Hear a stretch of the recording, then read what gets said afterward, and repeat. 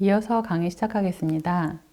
우리가 무엇을 기억하느냐 혹은 망각하느냐는 정치적으로 매우 중요한 문제입니다. 정치 사회학 내에서 기억의 문제는 디르켐에 이어 알박스에서 집합 기억으로 논의되기 시작합니다. 이러한 알박스의 기억 논술은 기억이 사적 기억, 즉 내적 기억이자 자전적 기억뿐만 아니라 사회적인 기억, 즉 외적인 기억, 역사적 기억을 가지고 있으며 외부적이고 사회적인 것임을 논증했습니다. 알박스의 사회적 기억을 읽어보겠습니다. 기억이 되살려지는 것은 기본적으로 외부를 통해서이다. 대부분의 경우 내가 무언가를 기억해내려 할 때면 타인들이 나를 다그치고 그들의 기억이 내 기억을 도와주며 결국 내 기억은 그들의 것에 의존한다.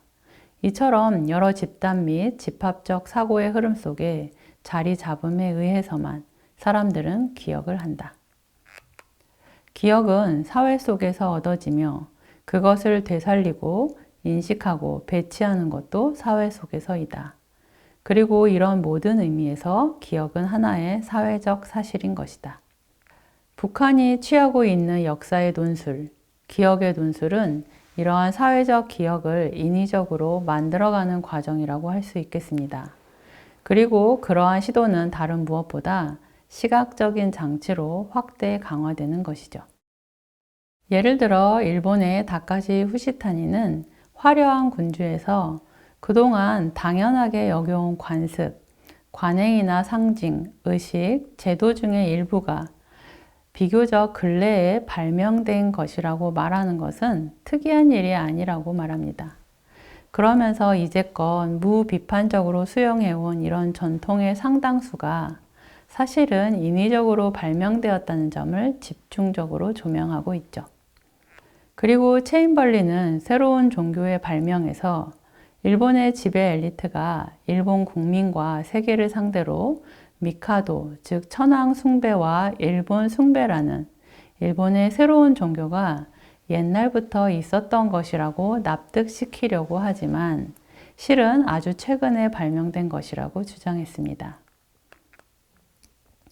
체인벌리는 이 종교가 새로 만들어진 것이고 일본 지도자들이 천황 숭배를 조장하기 위해 폐기 처분되었던 신도를 선반에서 끄집어내 먼지를 털어냈으며 신도 사제들이 장례와 혼례를 주관하게 된 것도 근년의 일이라고 지적했습니다. 체인벌리는 역사적으로 보면 일본의 혼례는 결코 종교 의례가 아니었음을 일깨워주고 있는 것이죠. 신도식의 이른바 전통적 결혼식은 완전히 발명된 것이며 학교에서도 천황의 초상화는 근자에 들어서야 숭배 대상이 되었고 황실 관련 경축일도 일종의 발명품이었다라고 말하고 있어요. 이렇게 역사와 전통이라고 하는 많은 것들이 사실은 새롭게 발명된 것들인 것이죠. 루카치는 모든 물화는 망각이다 라는 개념으로 기억과 물화의 연계를 시도하죠. 루카치 이후 과거의 것들의 기억은 망각과 기억이라는 두 가지 차원에서 의미를 갖게 됩니다. 왜 물화는 망각이냐? 이것이 무슨 의미냐 하면 자연과 사람은 원래 모두 주체였죠. 그런데 자연과 사람이 주체라는 사실을 우리가 망각하기 때문에 자연과 사람을 객체화시키고 대상화시키기 때문에 생기는 물화 현상을 말하고 있는 것입니다. 즉, 물화란 사람들 사이의 관계가 물건 같은 성격을 띠는 것을 말하는 것이에요.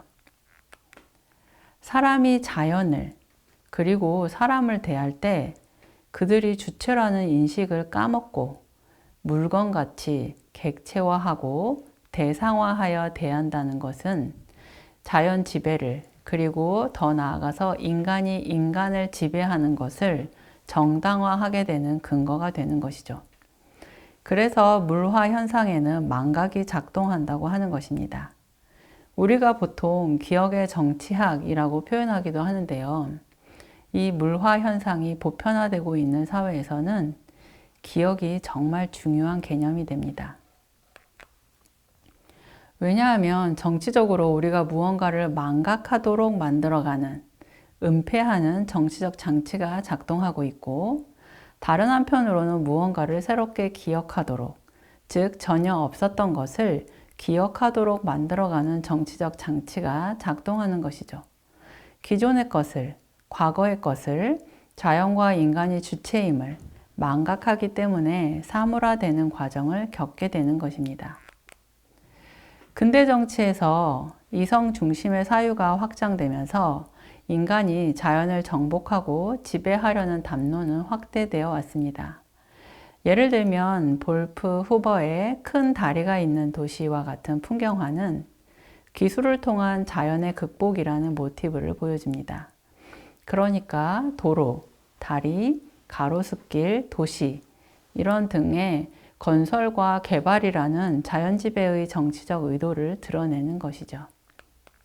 이러한 인간의 자연에 대한 태도는 인간이 자연의 일부이며 자연과 더불어 살아가야 하는 존재임을 망각하고 물화로 나아가려는 계몽의 시도가 작동하기 때문이고, 이것은 인간에 대한 지배로 나아가는 것입니다. 이러한 기억과 망각의 정치적 작동은 시각적 은유와 시각적인 장치로 확대 재생산되어 지배를 정당화하고 일상화하는 기제가 되는 것입니다. 북한의 시각적인 장치 중에서도 풍경화의 정치성에 내재되어 있는 기억과 망각의 장치를, 그리고 북한이 자연에 대한 물화가 전면화되는 자연 개조론에 대한 정치적 의미를 읽어내야겠죠. 우선 김정일이 미술론에서 말하는 자연 그림에 대한 논의를 살펴보겠습니다. 자연을 그리는 데서는 뜻과 정서가 잘 어울려 나타나도록 하여야 한다. 자연을 뜻이 깊게 그려야 하는 것은 자연이 인민 대중의 자주적 욕구를 실현하기 위한 투쟁, 자주적인 생활을 위한 창조적 생활과 결부되어 있기 때문이다.